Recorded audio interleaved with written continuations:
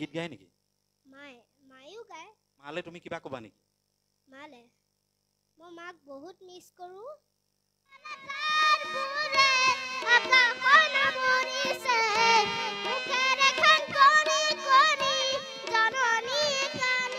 নমস্কাৰ। ষ্টুডিঅ'ৰ মজিয়াত মই নিৰঞ্জন বৰুৱা। গতানুগতিকভাৱে আজিও আমি আৰম্ভ কৰিবলৈ ওলাইছোঁ টুডে লাইভৰ বিশেষ অনুষ্ঠান প্ৰজ্ঞাৰ সন্ধানত পোহৰ বিচাৰি। আজি আমাৰ মাজত অতিথি হিচাপে আছে এটা কণমানি। এই কণমানিটোৱে পঢ়ে প্ৰাথমিক বিদ্যালয়ত। প্ৰাথমিক বিদ্যালয়ত পঢ়িও শিশুটোৱে কৰিব নোৱাৰে কি? পঢ়া শুনাৰ লগতে সমান্তৰালভাৱে আগুৱাই গৈছে সংগীতৰ জগতখনতো। আমাৰ মাজত উপস্থিত আছে কণমানি কণ্ঠশিল্পী ৰাহুল মেধি। ৰাহুলক পোনপ্ৰথমে আমাৰ ষ্টুডিঅ'লৈ স্বাগতম জনাইছোঁ। এটা ভাল লগা গীতেৰে আজিৰ অনুষ্ঠানটো যদি আৰম্ভ কৰোঁ ভাল লাগিব ন ৰাহুল? হয় নহয়? ঠিক আছে, তেতিয়াহ'লে আজি কণমানি ৰাহুল আমাৰ মাজত আছে। ৰাহুলৰ এটি ভাল লগা গীতেৰে আজি আমাৰ বিশেষ অনুষ্ঠানটো আৰম্ভ কৰোঁ। সকলোলৈকে নমস্কাৰ জনাই মই ৰাহুল মেধি। মই এতিয়া গীত আৰম্ভ কৰিছোঁ।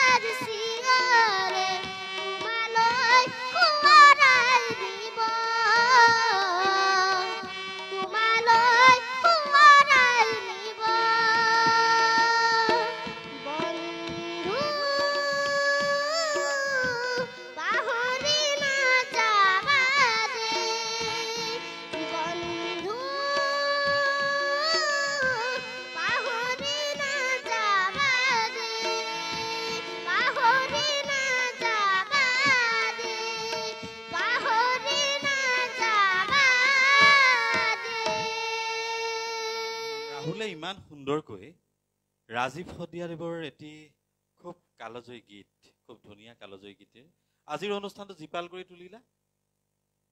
সঁচাকৈ ৰাহুললৈ আমি ধন্যবাদ জ্ঞাপন কৰিছোঁ। ৰাহুল কোন ক্লাছত পঢ়ি আছা?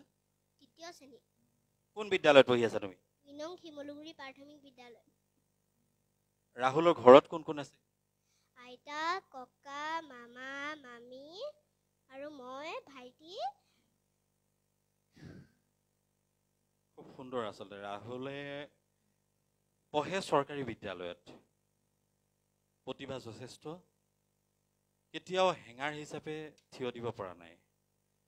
খুব ধুনীয়াকৈ ৰাহুলে গীত গায়, পঢ়ে, খেলা ধূলাও কৰা ন? খেলা নাই? খেলো। আমিও আশা কৰিছোঁ ৰাহুল আগুৱাই যাওক আৰু আগুৱাই যাওক। ৰাহুললৈ আশীৰ্বাদ আছে। আমিও প্ৰাৰ্থনা জনাইছোঁ নেদেখাজনৰ শ্ৰীচৰণত ৰাহুলক আৰু আগুৱাই নিয়ক। ৰাহুলে আমাক এইবাৰ কি শুনাবা? দহৰ বাবে গীতি শুনাম। বিপিন চাওডাঙৰ গীত। বিপিন চাওডাঙৰ গীত ন? দহৰ বাবে মই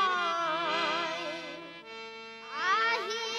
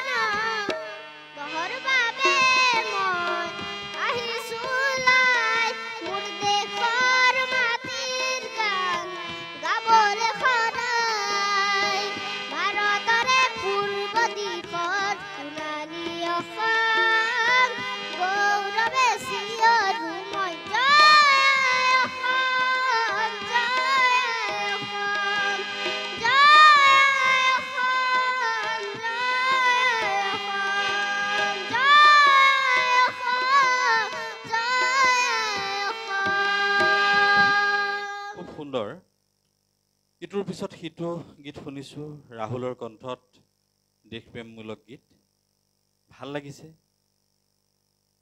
নিশ্চয় দৰ্শকসকলেও ভাল পাইছে ৰাহুলে যে ইমান ধুনীয়াকৈ গীতবোৰ গাইছা গীত তোমাক কোনে শিকাইছে ফাৰ্ষ্ট মোক সৰু থাকোঁতে মাহঁতে শিকাইছে এতিয়া দুগ্ধ ছাৰহঁতে শিকাইছে আৰু লগতে যোগেশ্বৰ কোঁৱৰ ছাৰহঁতেও শিকাইছে মায়ে গীত গায় নেকি মায়েও গায় মায়ে গীত গায় মা ক'ত থাকে গুৱাহাটী মালে তুমি কিবা ক'বা নেকি মালে মাক তুমি কিবা ক'বা নেকি মায়ে তো অনুষ্ঠানটো চাব মাক তুমি কিবা ক'বা নেকি মই মাক বহুত মিছ কৰোঁ সেইটোৱে ক'ম বুলি ভাবিছিলোঁ আজি নহয় মায়ে চাই আছে মায়ে কামৰ কাৰণেহে গুৱাহাটীত আছে নহয় জানো মায়ে অনুষ্ঠানটো চাব নিশ্চয় দৰ্শকসকলেও ভাল পাব ৰাহুল এটা খুব প্ৰতিভা থকা ল'ৰা আচলতে ৰাহুলৰ মাক কৰ্মসূত্ৰে গুৱাহাটীত থাকে কিন্তু ৰাহুল আইতাকৰ লগত থাকে আপোনালোকৰ আগত ৰাহুলে কৈছে ৰাহুল আইতাকৰ লগত থাকে শিশু এটা কিমান কষ্ট কৰি আইতাকে ইমান দূৰ পোৱাইছেহি আমি হয়তো নাজানো যথেষ্টখিনি কষ্ট কৰিবলগীয়া হয় নিশ্চয়কৈ আমিও আশা কৰিছোঁ ৰাহুল আৰু আগুৱাই যাওক আৰু দুগ্ধ ছাৰহঁতৰেই হওক বা স্থানীয় যিসকল সংগীতৰ শিক্ষাগুৰু আছে ৰাহুলৰ কণ্ঠ যিহেতু অতি সুন্দৰ গতিকে খুব ধুনীয়াকৈ নিখুঁতভাৱে শিকাই নিয়ক ৰাভা সংগীত গাব পাৰি নেকি ৰাহুল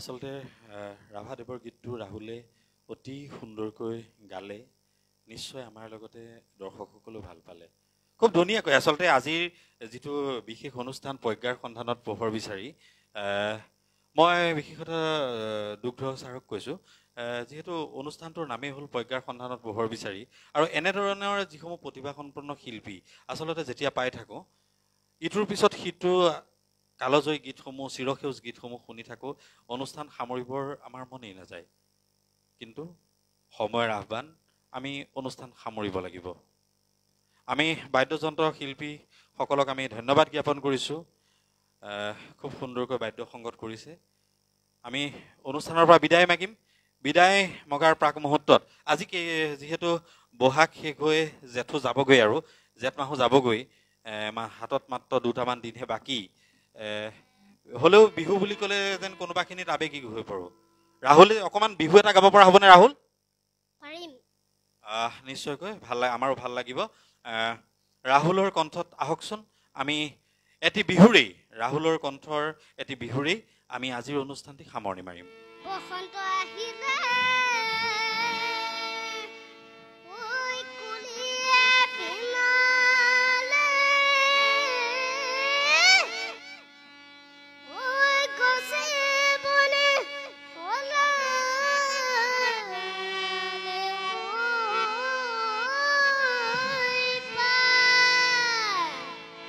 ঐ বিহুৰে তলিতে ঐ ঢোলে গুণগুমাই ঐ ৰাধাচি কেনেকৈ থাকো সাংঘাতিক তুমি খেলা হেনো জিমনাষ্টিক তুমি খেলা হেনো জিমনাষ্টিক সেইকাৰণে গাঁও ৰাইজে তোমাক ওলে চাই থাকি সেইকাৰণে গাঁও ৰাইজে তোমাক ওলে চাই থাকি সাংঘাতিক তুমি খেলা হেনো জিমনাষ্টিক উঠত সানিলা লিপষ্টিক তিনিআলিত বুকে দেখি মাৰি দিলা চকুটি তিনিআলিত বুকে দেখি মাৰি দিলা চকুটি পাহাৰৰ নিজৰা ৰণমাই মৰম লগা চেহেৰা হাতত নাহিল কেমেৰা ৰণমাই ফুলৰে বস্তু শিখাই হাতত নাহিল কেমেৰা ৰণমাই অচিনাকি ভুমুৰা ৰণমাই ফুলৰে বস্তু শিখাই অনাহৰ ফুলা বতৰ অনাহৰ মোৰ মৰমৰ অনাহৰ ৰাণী বিদায় পৰা কৰে খবৰ বুকুতে বাজিছে ঢোলৰে চাপৰ তেজাটো উঠিছে প্ৰীতিৰে নাহৰ অনাহৰ নেলাগে ঘৰ অনাহৰ মোৰ মৰমৰ অনাহৰ ৰাণী বিদায় বহা কৰে খবৰ আছে মায়ান মানে কি মৰমী আছে মায়ান মানে তোমাকে ভাল পাওঁ তুমি যদি বুজি পোৱা মোৰ আছে নাইটি আছে মায়ান মানে কি মৰমী আছে মায়ান মানে বুকুৰে মৰম তুমি যদি বুজি পোৱা মোৰ আছে নাইটি মানে বুকুৰে মৰম তুমি যদি বুজি পোৱা মোৰ আছে নাইটি তুমি যদি বুজি পোৱা মোৰ আছে নাইটি ধন্যবাদ আচলতে ৰাহুলক বিদায় দিবলৈ আমাৰ মনে যোৱা নাই ইটোৰ পিছত যেন সিটো গান শুনি থাকিম কথা পাতি থাকিম সময়ৰ আহ্বান আমি অনুষ্ঠান সামৰিব লাগিব মই শেষৰটো প্ৰশ্ন ৰাহুলক সুধিছোঁ ৰাহুল ইমান ধুনীয়াকৈ যে তুমি গীতবিলাক গাইছা প্ৰাণ ঢালি গীত গোৱা বুলি যে কয় নিজেই গানৰ ভিতৰত যেন কোনোবাখিনিত তুমি সোমাই পৰিছা গানবিলাক তুমি একেবাৰে অন্তৰৰ পৰা গোৱা ন ঠিক আছে কেতিয়াবা তুমি কাৰ গীত শুনি বেছি ভাল পোৱা মই জুবিন দাৰ আৰু ৰাজীৱ শদিয়া জুবিন দা আৰু ৰাজীৱ শদিয়াৰ গীত শুনি ভাল পোৱা ন কেতিয়াবা জুবিন দাক লগ পাবলৈ মন যায়নে যায় তুমি জুবিন দাক কিবা ক'বা নেকি বাৰু এই মঞ্চৰ যোগেদি তুমি জুবিন দাক কিবা আহ্বান জনাবা নেকি কেতিয়াবা লগ পাবলৈ মন যায়নে লগ পাবলৈতো মোৰ মন যায় আপোনালোকক মই কৈছোঁ জুবিন দাক আপোনালোকে মোক লগ পাই দিব নিশ্চয়কৈ এয়াই হ'ল ৰাহুলৰ আহ্বান ৰাহুলৰ কণ্ঠটো সঁচাকৈ খুব সুন্দৰ ৰাহুলৰ আহ্বান যে ৰাহুলে জুবিন দাক লগ পাবলৈ তাৰ প্ৰবল ইচ্ছা আৰু খুব সুন্দৰকৈ যিসমূহ পুৰণা বিহু গালে। আজিৰ মঞ্চখন সঁচাকৈ জীপাল হৈ পৰিলে। আমি ৰাহুলক ধন্যবাদ দিছোঁ। বাদ্যসংগত কৰা বাদ্যশিল্পীসকলেও আমি ধন্যবাদ জ্ঞাপন কৰিছোঁ। ইয়াৰ লগে লগে ষ্টুডিঅ'ৰ মজিয়াৰ পৰা মই নিৰঞ্জন বৰুৱাই বিদায় মাগিছোঁ।